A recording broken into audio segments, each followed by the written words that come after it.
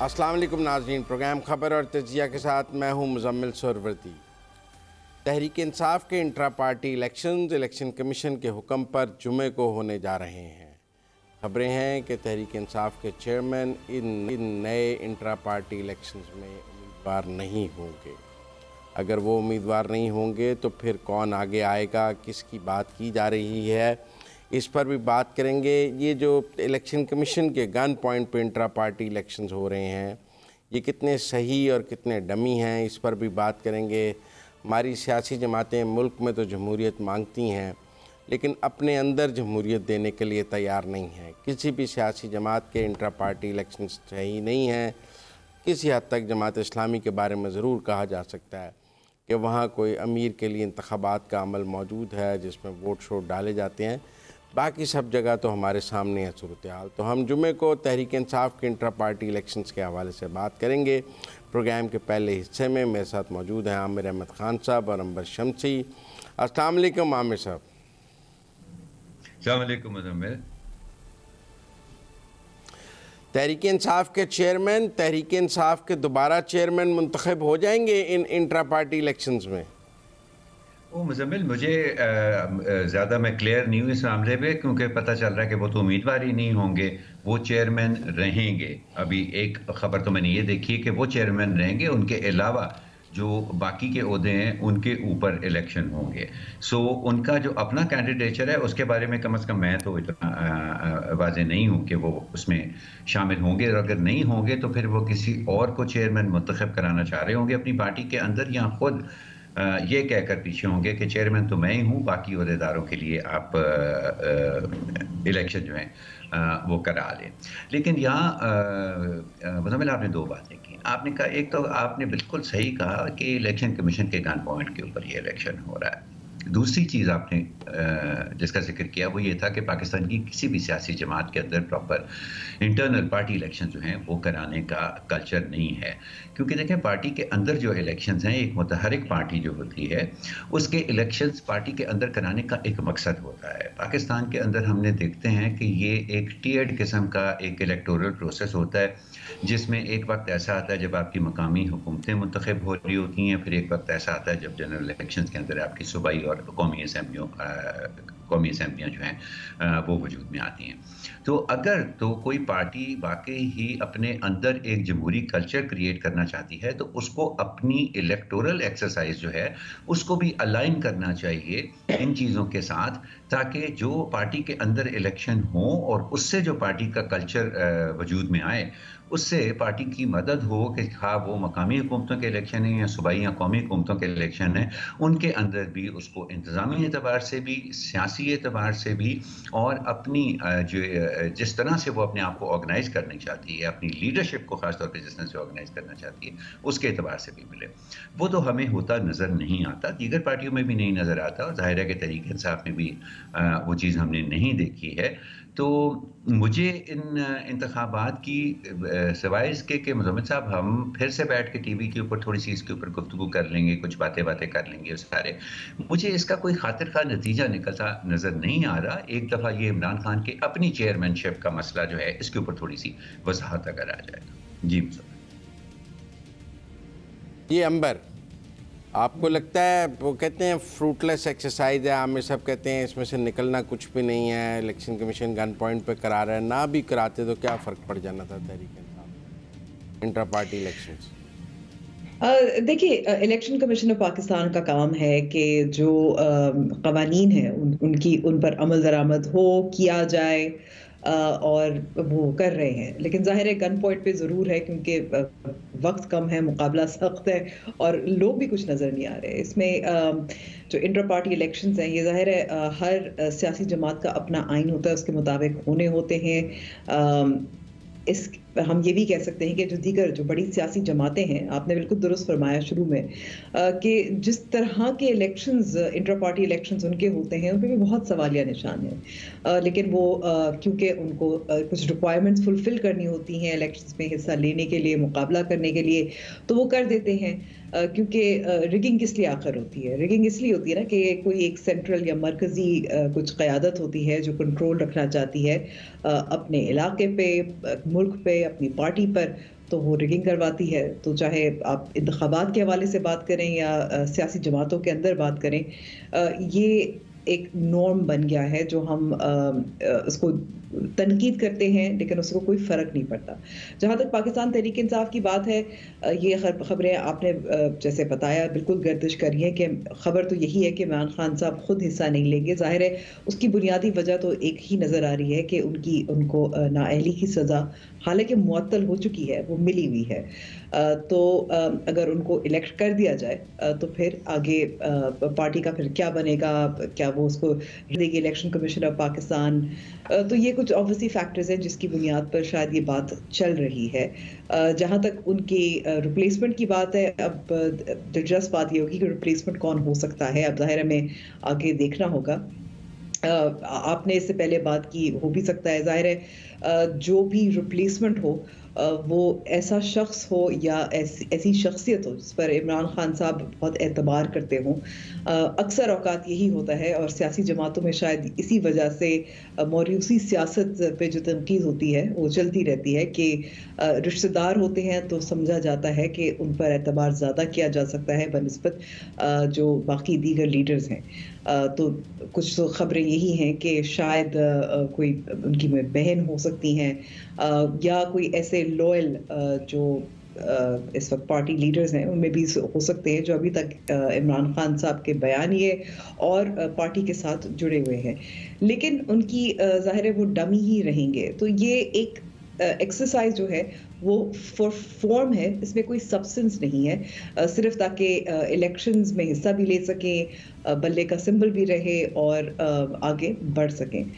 اس قسم کے گن پوائنٹ کی وجہ سے کہتے ہیں نا شادی بھی جو بندوق کی نوک پہ ہوتی ہے تو اس کا کیا فائدہ ہوتا ہے. میرے خیال میں کہ الیکشنز بھی اس طرح بندوق کی نوک پہ ہوں تو ان کا کوئی فائدہ نہیں ہے, کوئی سبسٹنس تو نہیں ہے. لیکن پہلی بات تو یہ ہے کہ قانون کے مطابق ہر سیاسی جماعت اپنے اندر انٹرا پارٹی الیکشن کرانے کی پابند ہے. وہ شفاف ہیں یا نہیں ہیں, اس سیاسی جماعت کے آئین اور قانون کے مطابق ہیں یا نہیں ہیں, یہ سوالات اپنی جگہ موجود ہیں. لیکن الیکشن کمیشن ہر سیاسی جماعت کو اپنے اندر انٹرا پارٹی الیکشن کرانے کا شوکہ جاری کرتا ہے اور بر وقت سب نے کرانے ہوتے ہیں. تو اس میں گن پوائنٹ والی بات تو نہیں ہے. ان کے ڈیو تھے, وہ نہیں کرا رہے تھے, ان کو بغیر الیکشن کمیشن کے شو کاز کے کرا لینے چاہیے تھے. جب آپ کے ڈیو تھے تو آپ نے ضرور اس بات کا انتظار کرنا ہے کہ ہمیں شو کاز مل جائے, اور گن جب تک ہماری کن پٹی پہ نہیں آئے گی ہم کام نہیں کریں گے. تو اگر آپ کے انٹرا پارٹی الیکشنز آپ کے کانسٹیٹیوشن کے مطابق ڈیو ہیں تو آپ کو بر وقت کرانے چاہیے. اس میں ایسی کون سی بات ہے, آپ بھی تو آپ کرا رہے ہیں نا, تو آپ بغیر شو کاز کے کرا لیتے تو زیادہ اچھی جماعت, سیاسی جماعت ہم آپ کو سمجھتے. دوسری بات یہ ہے کہ چیئرمین پی ٹی آئی کی سزا معطل ہے, لیکن پاکستان کے قانون کے تحت سزا معطل ہونے سے نااہلی ختم نہیں ہوتی, نااہلی برقرار رہتی ہے اگر سزا معطل ہو بھی جائے. تو وہ نااہل ہیں, اسی لیے وہ چیئرمین کا الیکشن نہیں لڑ رہے ہیں, کیونکہ اگر نااہل چیئرمین ہوگا تو بلے کا نشان نہیں ہوگا. جیسے کہ نواز شریف کے لیے سینیٹرز کے نشان چھین دیے گئے تھے, جیسے کہ بے نظیر بھٹو نے پی بنائی کیونکہ وہ خود کنوکٹ تھیں اور وہ نہیں چلا سکتی تھیں, انہیں امین فہیم کو آگے لانا پڑا. تو یہ کوئی ایسی بات تو نہیں ہے کہ جو تحریک انصاف کے ساتھ ہو رہی ہے اور باقی سیاسی جماعتیں اس عمل سے گزری نہیں ہیں. لا آف دی لینڈ ہے, سب کو اس میں سے گزرنا پڑتا ہے. کوئی لا یہاں تو عمران خان اپنے دور میں بدل دیتے یہ قانون, لیکن تب ان کو سوٹ کر رہا تھا کیونکہ ان کے مخالف نواز شریف پر لاگو تھا. وہ یہ بھول رہے تھے کہ ایک دن ان پر بھی لاگو ہو جائے گا. اب وہ چیئرمین نہیں ہے تو کون چیئرمین ہوگا, یہ $1 ملین کوشچن ہے. کچھ لوگوں کا خیال ہے کہ علیمہ خان چیئرمین ہوں گی تو پی ٹی آئی چل سکتی ہے, الیکشن کیمپین چلا سکتی ہے. کوئی بیرسٹر گوہر خان کا نام لے رہا ہے. کچھ لوگوں کا خیال ہے کہ اگر پرویز الہی صدر ہو سکتے ہیں تو چیئرمین کیوں نہیں ہو سکتے ہیں. کچھ بشرا بی بی کا نام لے رہے ہیں. تو ابھی کچھ جگہ بیرسٹر گوہر خان کا نام آ رہا ہے کہ جی وہ خاندان سے کوئی نہیں ہوگا, لیکن کچھ جگہوں پہ بات ہوئی ہے وہ کہہ رہے ہیں علیمہ خان بہت ہاٹ فیوریٹ کینڈیڈیٹ ہیں. تو ایک چیئرمین تو انہیں لانا پڑے گا, جو میں کافی عرصے سے کہہ رہا تھا, اگر انہوں نے الیکشنز میں جانا ہے. اور کون ہوگا وہ چیئرمین جس پر عمران خان 100% اعتبار کریں گے. نواز شریف نے شہباز شریف پر کیا تھا, بے نظیر بھٹو نے مختوم امین فہیم پر کیا تھا, تو اب عمران خان کس کے اوپر کریں گے؟ عامر صاحب آپ کو کیا لگتا ہے؟ یہ دیکھیں، یہ اعتبار کرنے والی بات جو ہے نا مزمل، یہ مجھے لگتا ہے کہ یہ پاکستانی سیاستدانوں کا جو پرسنل کلچر ہے نا، یہ اس سے بڑی جڑی ہوئی ہے. حالانکہ اگر آپ اس کو آبجیکٹیولی دیکھیں تو انٹرا پارٹی ایک اچھے اور منظم انٹرا پارٹی الیکشنز کرانے سے پارٹی لیڈرشپ کا کام مشکل نہیں ہوتا، آسان ہوتا ہے. لیکن یہاں خدا جانے کہ کیا ان کو پرابلم ہے کہ یہ اس کو اپنے لیے ایک پوٹینشیل تھریٹ سمجھتے ہیں کہ یہ نہ ہو کہ کل کوئی بندہ جو اوپر آئے وہ کہے کہ جی مجھے تو پوری پارٹی نے منتخب کیا ہے، آپ کون ہوتے ہیں، اور وہ ان کے سامنے آ کر نہ کھڑا ہو جائے. اور یہ بات مجھے بہت زیادہ عجیب لگتی ہے مزمل، کیونکہ اگر ایم ایل این کا ہی ووٹ ہوتا اور وہ پارٹی کا ووٹ ہوتا پاکستان کے اندر سارے کا سارا، تو پھر نواز شریف کو اتنی محنت سے واپس لانے کی کیا ضرورت تھی اس کیمپین کے لیے؟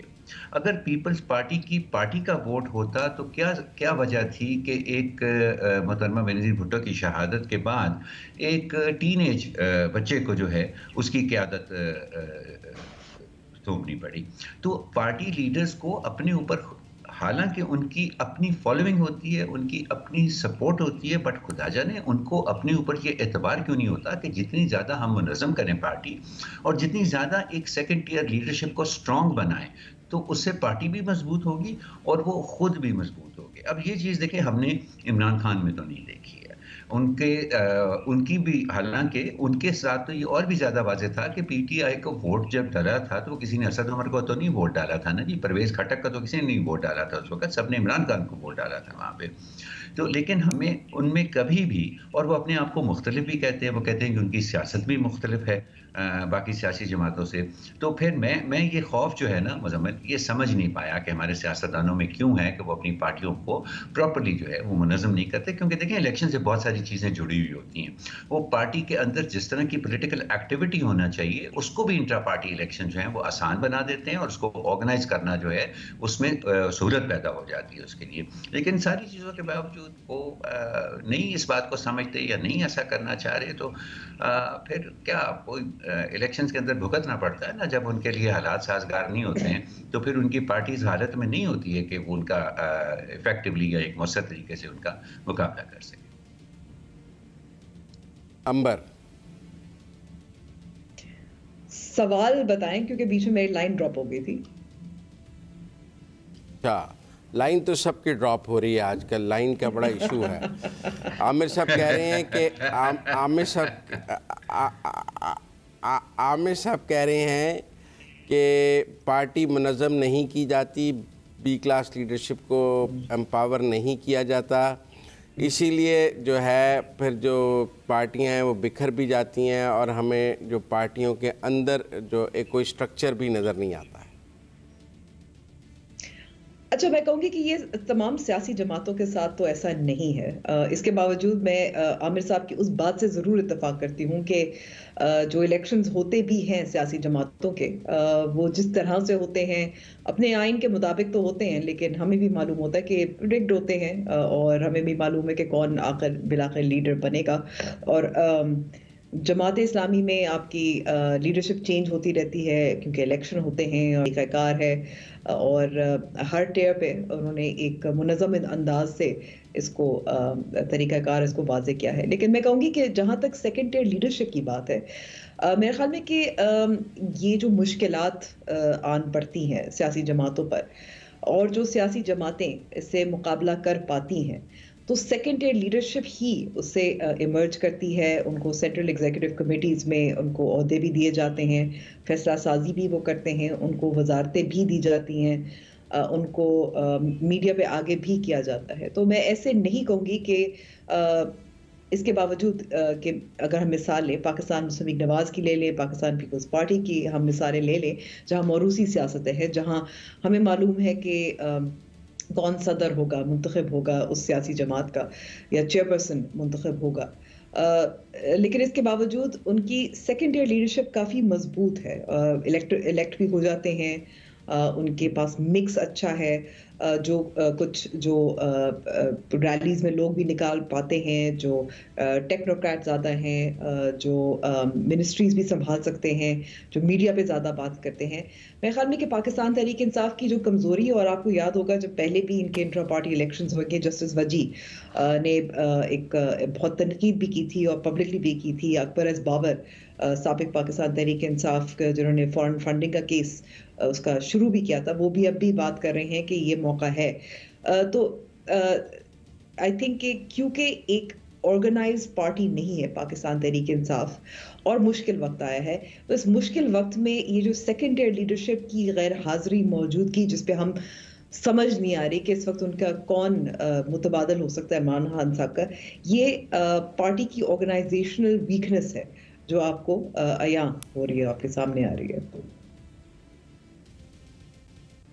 دیکھیں اس پر بھی دیکھیں، ساری بی کلاس لیڈرشپ تو پارٹی چھوڑ گئی ہے.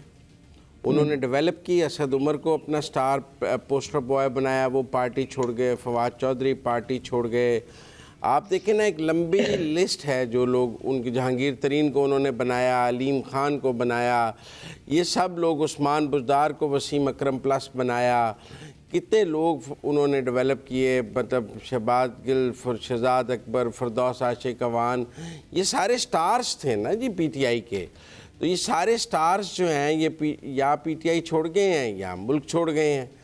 تو اس وقت جو سب سے بڑا پرابلم پی ٹی آئی کے ساتھ ہے، جو اس سے پہلے سیاسی جماعتوں کے ساتھ نہیں رہا، وہ یہ ہے کہ 70% پارٹی چھوڑ گئی ہے اور 30% ملک چھوڑ گئی ہے، کیونکہ زیادہ چھوڑ گئے ہیں اور جانے والوں کی تعداد کم ہے، 70-30 ہے.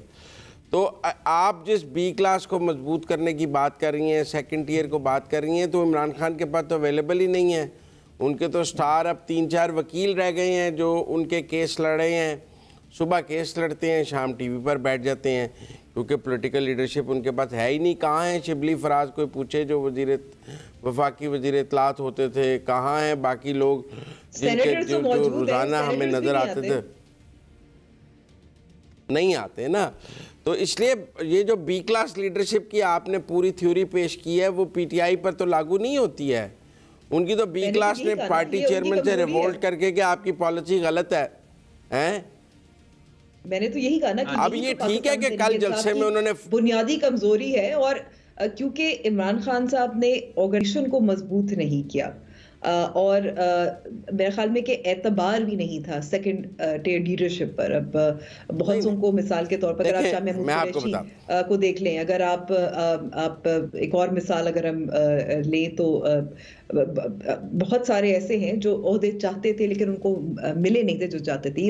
پرویز خٹک کو ہی دیکھ لیں، چھوڑ گئے پارٹی، اپنی پارٹی بنا لی، لیکن اتنے عرصے سے ساتھ اکٹھا کام بھی کیا، ان کے چیف منسٹر بھی رہے، لیکن اعتبار نہیں کیا نا. دوسرا مزمل ایک بات یہاں پہ بار اعتبار کی نہیں کہ اگر آپ کو اس وقت ان کے سیکنڈ ٹیئر لیڈرشپ نہیں نظر آ رہی اور جو یا پارٹی چھوڑ گئی ہے یا ملک چھوڑ گئی ہے، تو مزمل یہی وجہ ہے کہ یہ لوگ گئے ہیں. دیکھیں اگر آپ کی سیکنڈ ٹیئر لیڈرشپ مضبوط ہوتی ہے نا، تو آپ رانا ثناء اللہ کا، حنیف عباسی کا آپ ایگزامپل لیں، آپ یوسف رضا گیلانی کا ایگزامپل لیں. یہ جیل نہیں گئے ہیں، ان کے اوپر مقدمے نہیں ہوئے، ان کو سزائیں نہیں دی گئی ہیں، انہوں نے جیل کاٹی ہے، لیکن یہ گئے نہیں ہیں کیونکہ نسبتاً ان کی سیکنڈ ٹیئر لیڈرشپ ان پارٹیوں کی زیادہ مضبوط ہے. اور آج اگر عمران خان صاحب اپنے آس پاس دیکھتے ہیں تو انہیں کوئی نہیں نظر آتا. اس کی وجہ یہی ہے کہ انتظامی طور پہ انہوں نے اپنی پارٹی کو ایک مجمع اور ایک جتھے سے بدل کر ایک منظم پارٹی بنانے کی کبھی کوشش ہی نہیں کی ہے.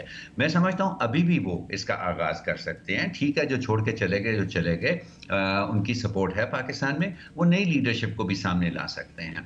لیکن وہ 27 سال جو سیاست کرنے کا وہ دعویٰ وہ جو کرتے ہیں، اس میں جو کام سب سے پہلے انہیں نہیں کرنا چاہیے تھا، وہ جب انہوں نے نہیں کیا نا، تو آج جو آپ دیکھ رہے ہیں یہ اس کا نتیجہ ہے. نہیں، میں اس کو اور طرح دیکھتا ہوں. میں نہیں متفق آپ سے عامر صاحب. اب ایک بریک کا کار ہے، 1 منٹ بات پوری کر لینے دیں. دیکھیں نا، اب پرسوں کے انہوں نے اپنے جلسے میں پاک فوج زندہ باد، شہداء زندہ باد کے نعرے لگائے ہیں، اور انہوں نے کہا ہے کہ دیکھیں تحریک انصاف کے جلسے میں فوج زندہ باد کے نعرے لگ رہے ہیں. भाई अगर फ़ौज जिंदाबाद है तो 9 मई को फ़ौजी तनसीबात पर हमले क्यों कर रहे थे? शोहदा की यादगारों को तोड़ क्यों रहे थे आप लोग? ये तो 100 छितर भी खाए हैं, 100 गंडे भी खाए हैं। मेरा मतलब है कि अगर अब लगाने हैं तो मेरा मतलब है फिर 9 मई ना करते तो सारी पार्टी इंटैक्ट रहती।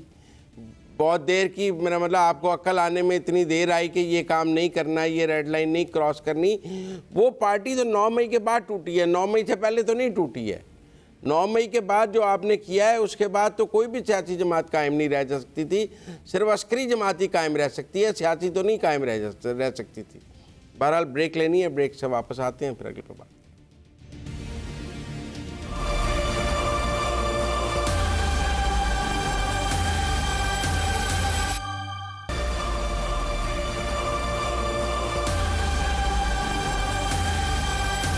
ब्रेक के बाद खुशामदीद नाजरीन, अगर आप ये प्रोग्राम रेगुलरली देखते हैं तो आपको पता होगा कि मेरे दोनों साथी जो इस प्रोग्राम में मेरे साथ होते हैं, आमिर साहब और अंबर, वो इस हुकूमत के काम करने के सख्त ख़िलाफ़ हैं और उनका मौक़िफ़ है कि इस हुकूमत को काम नहीं करना चाहिए, इसका काम सिर्फ इलेक्शंस कराना है और ये इधर उधर के काम मत करे। लेकिन मैंने हमेशा कहा है कि हुकूमत होती है, उसको चाहे एक दिन के लिए आए, उसे आवाम की खिदमत पूरी तनदही से करनी चाहिए। हम ये नहीं कह सकते कि एक हुकूमत आई है लेकिन इसने काम नहीं करना और इसको काम करने से मना कर दिया जाए।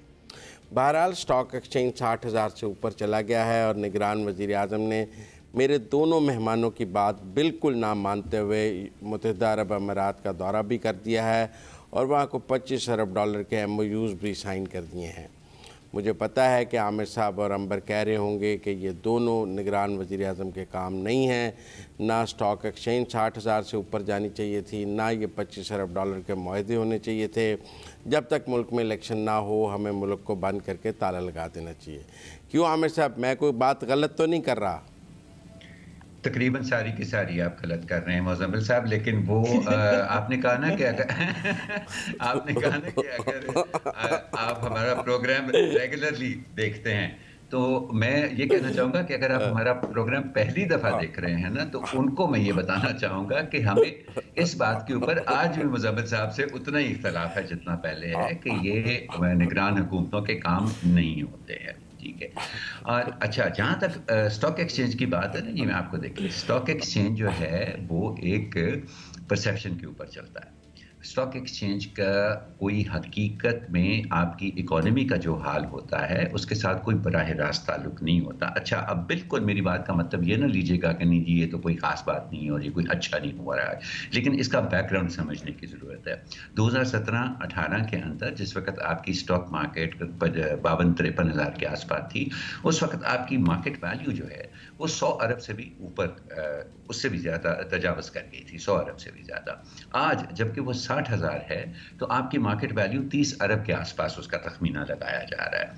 हकीकत में ये एक अंडर वैल्यूड मार्केट है, क्योंकि पिछले 2 साल 3 साल से, और ये मामला जो है ये PTI की हुकूमत के दौरान ही शुरू हो गया हुआ था कि जब कॉन्फिडेंस लोगों का इरोड होना शुरू होता है, शेक होना शुरू होता है मुस्तकबिल के बारे में, उस वक्त नहीं है। स्टॉक मार्केट एक ऐसी चीज़ है मुज़म्मिल साहब कि अगर आप एक रूमर अफवाह छोड़ देना कि बम फटने वाला है, बम फटने वाला है, वो गिरना शुरू हो जाएगी। जिस दिन बम फट गया ना वाकई, वो फिर से संभल जाएगी और फिर से वहाँ से उठना शुरू हो जाएगी। It has a lot to do with perception. तो ये एक इंटरेस्टिंग चीज़ है जो हम देख रहे हैं इस वक्त स्टॉक मार्केट में, क्योंकि स्पेकुलेशन मार्केट के अंदर इस वक्त ये है कि शायद 6 लाख से भी ऊपर चला जाए आने वाले चंद माह के अंदर। और जो इंटरेस्टिंग चीज़ है इसके बारे में कि डेफिनेट इंडिकेशन ये है कि मुस्तकबिल के बारे में परसेप्शन बेहतर हो रही है, और उसका ताल्लुक बराह रास्त SIFC और ये जो मुआहदों का आपने जिक्र किया नहीं, ये मुआहदे नहीं है। मेमोरेंडम ऑफ अंडरस्टैंडिंग एक मुआहदा नहीं होता, लेकिन इसको हम कम अज़ कम एज एन एक्नॉलेजमेंट कि $25 बिलियन का इन्वेस्टमेंट पोटेंशियल सिर्फ मिडिल ईस्ट की तरफ से पाकिस्तान के अंदर है, उसकी एक एक्नॉलेजमेंट ये ज़रूर है। तो ये मुझे इसके अंदर बहुत दिलचस्प चीज़ लग रही है कि डिस्पाइट कि हम जिन हालात से गुजरे अंदर, अब पब्लिक परसेप्शन, इन्वेस्टर परसेप्शन जो है वो निस्बतन बेहतर होती नजर आ रही है, बिकॉज स्टॉक मार्केट का जो ऊपर जाना है उसका ताल्लुक मुस्तकबिल से है, हाल से नहीं है। अंबर, ये हुकूमत कोई काम ना करती اور آپ کے فرمودات پر عمل کرتے ہوئے صرف اپنی توجہ صرف الیکشن تک مرکوز رکھتی تو یقیناً نہ یہ ایم او یو سائن کرتی اور نہ ہی یہ پرسیپشن بلڈ کرتی، نہ ہی کوئی اکنامک میئرز لیتی، نہ ہی جو اسمگلنگ روکتی، نہ ہی ڈالر کو کنٹرول کرتی، کیونکہ یہ تو اس کا کام ہی نہیں تھا اور آپ کے خیال میں اس کو یہ کام بالکل نہیں کرنے چاہیے، اور اس نے یہ کام کر کے اپنے قانونی اور آئینی اختیارات سے تجاوز کیا ہے۔ تو پھر اب کچھ ثمرات آ گئی ہیں اس کے، آپ کیا کریں؟ اچھا، میں ویسے مزمل بہت کبھی کبھی حیران ہوتی ہوں کہ آپ کی کیسے سوئی اٹک جاتی ہے کبھی کبھی، کیونکہ آپ بار بار یہی کہہ رہے ہیں کہ ان کا کام ہی نہیں ہے، یہ نہیں کر سکتے، وہ نہیں کر سکتے۔ مجھے بتائیں کہ اگر آپ نے یہ بات مجھے بتائی، یہ بات تو آپ اٹک جاتی ہے نا، آپ نے بتائی نا۔ اب میں آگے وضاحت کر دوں، اجازت ہے آپ کی طرف سے تو؟ نہیں ورنہ آپ بات کر لیں، کوئی مسئلہ نہیں ہے مجھے۔ نہیں، میں نے یہ کہا کہ آپ سے بات یہ سیکھی میں نے۔ نہیں، اجازت ہے میں وضاحت کر لوں اور آگے بات کروں؟ اجازت کریں۔ شکریہ، بہت بہت شکریہ آپ کا۔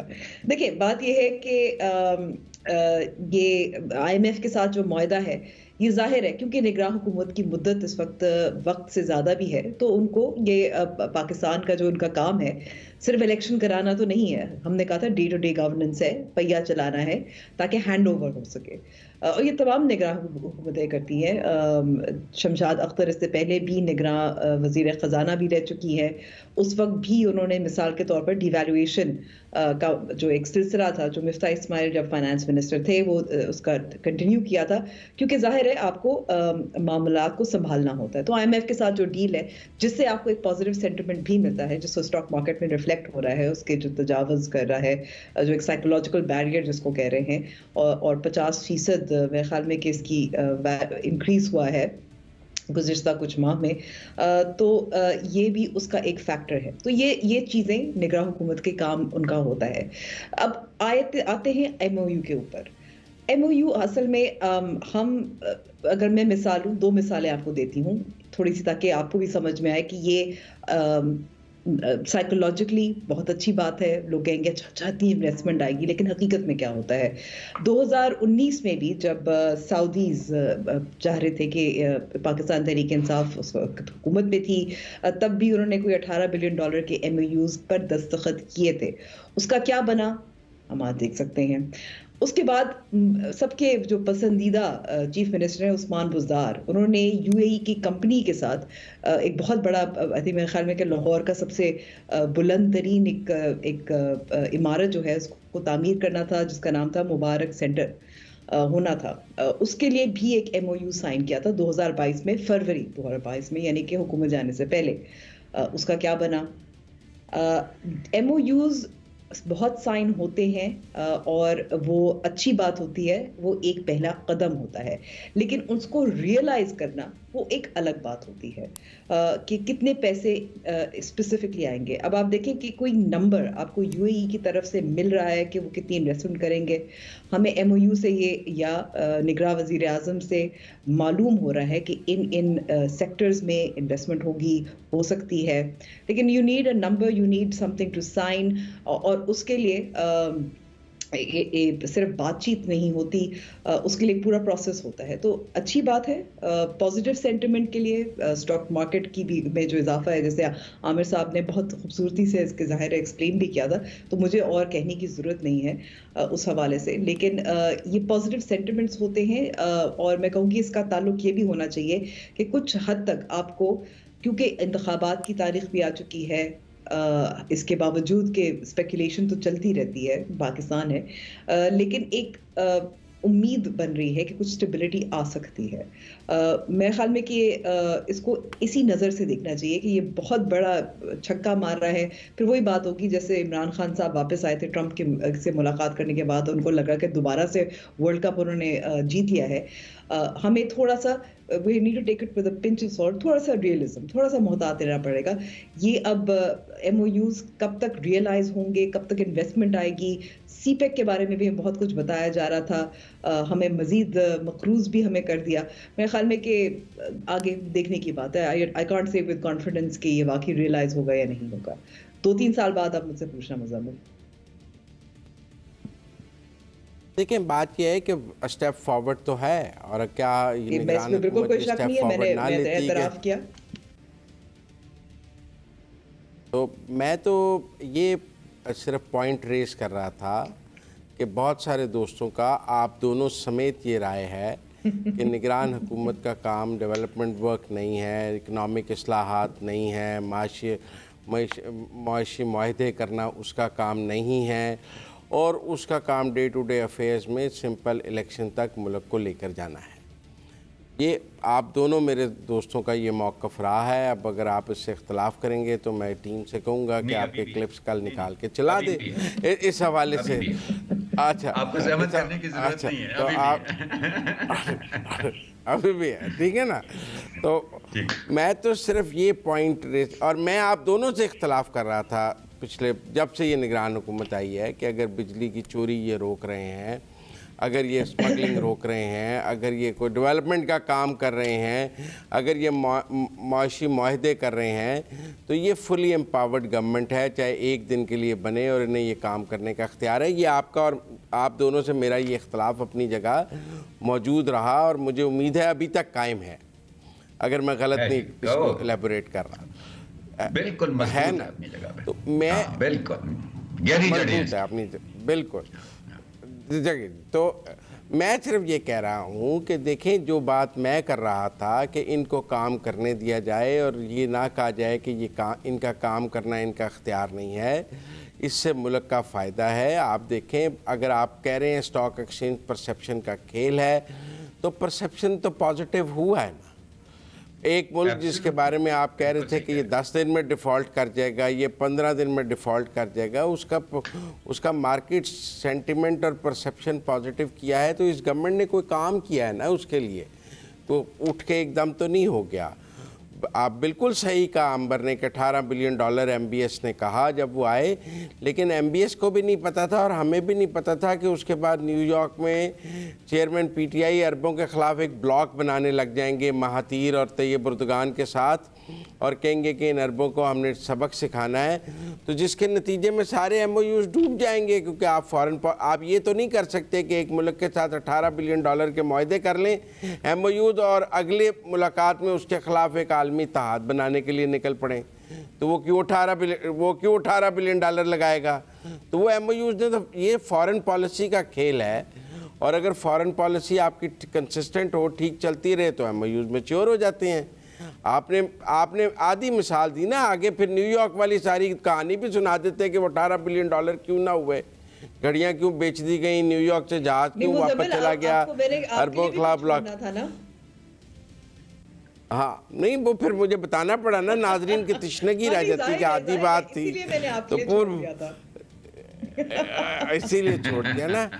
तो देखें, ये बहरहाल जितना वक्त इस हुकूमत की, आप सही कह रहे हैं, ये एक पर्टिकुलर मिसाल है जिसके अंदर चलें, जो भी वजूहात उसकी हैं वो अपनी जगह के ऊपर हैं, लेकिन ये बात जो है ना, ये हमें ज़हन में रखनी चाहिए मुज़म्मिल, कि MOUs आर नॉट एग्रीमेंट्स, ठीक है, वो बाइंडिंग एग्रीमेंट्स नहीं होते हैं, वो MOUs आर स्टेप, जी बिल्कुल होता है। MOUs are a step forward, MOUs are a step forward towards agreement, they are a step forward, लेकिन फिर उसके बाद जो दूसरा कदम उठाने के लिए जिस तरह का आपको सियासी और इंतज़ामी और हुकूमती ढांचा मुल्क के अंदर वो चाहिए होता है, वो निगरान नहीं होती हैं। और हम जब कहते हैं ना कि इनको कोई काम नहीं करना चाहिए, हम ये नहीं कहते हैं कि हाथ पे हाथ धर के बैठ जाए, policy decision, long term policy decision लेना उनका काम जो है वो नहीं होता, और उनको नहीं करना चाहिए। दैट इज बेसिकली जहाँ पे हमारे इख्तलाफात है। बाकी अच्छी बात है, बड़ी अच्छी बात है, मैं समझता हूँ कि बेहतर हुई है। जी प्लीज, मैं समझता हूँ कि उन्हें ये मुल्क को चलाने के लिए बड़े फैसले भी कर लेने चाहिए। हम दुनिया को ये नहीं कह सकते कि आजकल हम बंद हैं, क्योंकि आजकल हमारे यहाँ कुछ नहीं हो सकता, क्योंकि इलेक्शंस होने हैं। तो अब आप 100 दिन के लिए, 120 दिन के लिए पाकिस्तान को ताला लगा दें, मुल्क ने चलना है, दुनिया तेज़ी से तब्दील होती है, आप 120 दिन के लिए मुल्क बंद नहीं कर। मुझे ब्रेक लेने के लिए कहा जा रहा है, ब्रेक से वापस आते हैं तो अगले टॉपिक।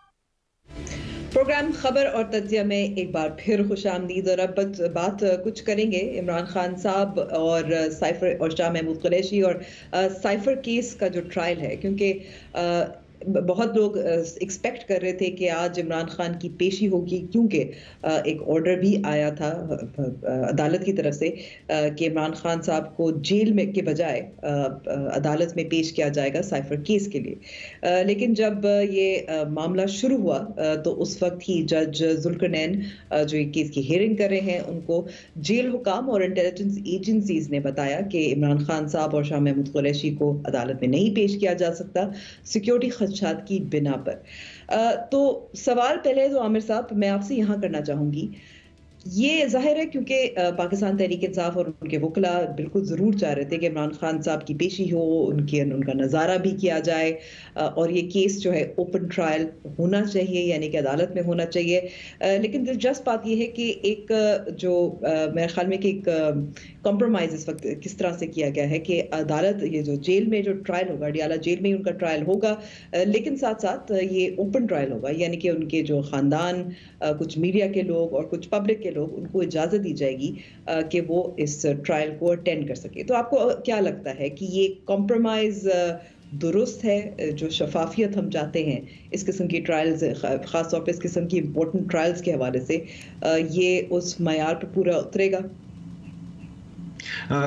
امبر، تھوڑا سا مشکل ہے میرے لیے اس کو کمپرومائز کہنا، کیونکہ میرے نظر میں یہ جو وینیو کا معاملہ ہے نا، یہ پہلے دن سے ہی ڈرامہ تھا۔ میرا نہیں خیال کہ کسی کو بھی یہ امید تھی کہ ان کی اس آرگومنٹ کے پیچھے کہ کہاں ہونا چاہیے، وینیو کی میں بات کر رہا ہوں، اوپن ٹرائل تو ہر حال میں ہونا چاہیے، لیکن وینیو کی جو بات ہے وہ اس میں میرا نہیں خیال کہ پی ٹی آئی کے پاس کوئی ایسی خاص دلائل تھے جس کی بنیاد پہ ان کو کوئی امید ہو کہ ان کی بات مان لی جائے گی، کیونکہ لیٹس پلیز ناٹ فرگیٹ کہ یہ اپنی سیکیورٹی کا سارا ڈرامہ جو ہے یہ عمران خان نے خود رچایا ہے۔ وہ جب سے لیکن عامر صاحب، عمران خان صاحب پہ ایک حملہ بھی ہو چکا ہے، ایسا تو نہیں کہہ سکتے کہ سیکیورٹی خدشات نہیں ہے۔ دیکھیں، وہ تو ہر لیڈر کو ہوتے ہیں نا، کہ وہ صرف عمران خان کو نہیں ہے۔ پاکستان کے اندر کوئی سیاسی رہنما ایسا نہیں ہے، یہ ایک ایسا ملک ہے جہاں آپ کی ایک بہت مقبول لیڈر کو شہید کیا جا چکا ہے، تو وہ تو ہر لیڈر کو ہر وقت ہوتے ہیں۔ لیکن جس طرح سے اس کو بہانہ بنایا گیا کہ اگر عدالت جانا ہے تو جتھوں کے ساتھ جانا ہے، یا پھر گاڑی میں بیٹھے رہنا ہے اور جج کو کہنا ہے کہ بھئی یہیں پہ میرے بایو میٹرکس کرا لیں آپ، تو وہ جو پورا تماشا، ایک سیاسی تماشا لگ جاتا ہے نا، اس کا بنیادی مقصد اس سیکیورٹی کا جو پورا ایک ڈرامہ کیا گیا، وہ اس کا بنیادی مقصد جو ہے وہ ایک سیاسی تماشا لگانا تھا۔ یہاں ان کے خاندان بھی جا سکتا ہے، ان کے وکلا بھی جا سکتے ہیں، میڈیا بھی ہوگا، اوپن ٹرائل ہوگا۔ سو اس وجہ سے I don't think it's a compromise, it was a fait accompli, اور اس کے علاوہ کوئی اور رستہ نکلتا نظر نہیں آ رہا تھا، گیون کہ عمران خان کا پچھلے 2 سال سے یہ سیکیورٹی کے معاملے پہ، اپنی سیکیورٹی کے معاملے کے اوپر نقطہ نظر کیا رہا ہے، اور ان کا بیہیویئر اس معاملے کے اوپر جو ہے وہ کیا رہا ہے۔ مزمل، آپ اتفاق کرتے ہیں عامر صاحب سے، اور اتفاق کبھی کبھی ہو بھی جاتا ہے کہ عمران خان صاحب، یہ نہیں ہو سکتا کہ مکافات عمل ہے۔ عمران خان صاحب خود اس سے پہلے بھی عدالتوں میں پیش نہیں ہوتے تھے، سیکیورٹی خدشات کی وجوہات بیان کر کے ویڈیو کانفرنسنگ وہ چاہتے تھے۔ جی ان کا اپنا بالکل، وہ تو بالکل عدالت میں پیش ہونے سے اپنی سیکیورٹی کی وجہ سے نہیں انکار کرتے تھے۔ تو آج اب وہ کیا کہتے ہیں، عامر صاحب کو پتہ ہوگا، دام اپنے سیاد میں خود پھنس گیا والی بات ہے کہ وہ خود ہی پھنس گئے ہیں اپنی ساری باتوں میں۔ تو اس لیے مجھے لگتا ہے کہ میں نے تو جس دن یہ سائفر، ہاں، تو میں نے تو پہلے دن کہا تھا کہ جیل میں ہی ٹرائل ہوگا، اور مجھے لگتا ہے دسمبر کے اینڈ تک کنکلوڈ بھی ہو جائے گا اور سزا بھی ہو جائے گی اس میں۔ اور جو لوگ سائفر کے اسلام آباد ہائی کورٹ کے فیصلے کو بالکل پی ٹی آئی کے لوگوں نے انصاف کی فتح اور اپنے لیے کہا تھا کہ ہم جیت گئے ہیں، انہیں آج اندازہ ہو گیا ہوگا کہ وہ بہت ہی عارضی سی ان کی بات تھی۔ جوڈیشل آرڈر آج ہو گیا ہے، ٹرائل جیل میں ہی ہونا ہے۔ 2-4 مہمان جانے کی اجازت ہے، صرف اتنا ہی ہے کہ ان کی فیملیز 2-4 اور گیسٹ، 2-4 رپورٹرز موجود ہوں گے، لیکن ہوگا تو جیل میں ہی۔ تو یہ جو پبلک کی بات، پبلک بھی اس جیل ٹرائل کو اٹینڈ کر سکیں گے، کیا پبلک اٹینڈ کر سکے گی؟ اس کا بھی کوئی طریقہ جو اپلائی کرے گا اسے پاس دے دیا جائے گا. ہر عدالت میں بیٹھنے کی ایک خاص تعداد ہوتی ہے. ہزاروں لاکھوں لوگ تو عدالتوں میں نہیں بیٹھ سکتے کہ آپ کل 10,000 لوگ کہہ دیں کہ ہم نے ٹرائل لینا ہے. آپ چیف جسٹس پاکستان کی عدالت میں بھی کچھ خاص تعداد میں پاسز جاری ہوتے ہیں اور کہا جاتا ہے کہ صرف اتنے لوگ اندر آ سکتے ہیں. تو اس عدالت کی بھی ایک تعداد ہوگی کہ اس میں 50 لوگ یا 100 لوگ کتنے لوگ آ سکتے ہیں. اتنے پاسز جاری ہو جائے کریں گے. جو سننا چاہتا ہے وہ اپلائی کر دیا کرے گا, اس کو پاس جاری ہو جائے کریں گے, جیسے کہ سپریم کورٹ میں ہوتا ہے, ہائی کورٹ میں ہوتا ہے, ٹرائل کورٹس میں ہوتا ہے. تو سیم پروسیجر ہوگا. عامر صاحب, آپ اس پاس کے لیے اپلائی کرنا چاہیں گے؟